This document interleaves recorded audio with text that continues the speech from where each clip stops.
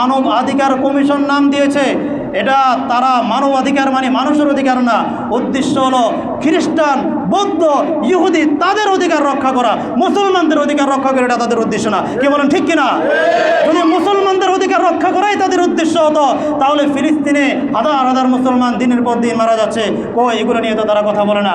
কাশ্মীরে হাজার হাজার মুসলমান মারা যাচ্ছে, সেগুলো নিয়ে তো তারা কোনো কথা বলে না। মায়ানমারে কয়েকদিন আগে লক্ষ লক্ষ মুসলমান দেশান্তরিত হয়েছে, হাজার হাজার মুসলমান মারা গেছে, সেগুলো নিয়ে তো তাদের কোনো কথা নাই। চাই নাই করে হাজার হাজার মুসলমান দিনের পর দিন নির্যাতনের শিকার হচ্ছে, সেগুলো নিয়ে তো তাদের কোনো কথা নাই। কি বলা আছে? তার মানে হলো তাদের উদ্দেশ্য হলো জাতিসংঘ নাম দিয়েছে। আমি তো বলি এটা জাতিসংঘ না, বরং এটা হলো মুসলিম নিধনের জাতি ধ্বংসের একটা সংগঠন। কি বলেন ঠিক কিনা? অতএব এই সংগঠনের বিরুদ্ধে মুসলমানদেরকে এখনই দাঁড়াতে হবে, এখনই কথা বলতে হবে। প্রয়োজনে সারা বিশ্বের সকল মুসলমানকে জাতিসংঘের বিরুদ্ধে একটা মুসলিম সংঘ তৈরি করতে হবে। মুসলিম সংঘ তৈরি করে এই জাতিসংঘের বিরুদ্ধে আমাদের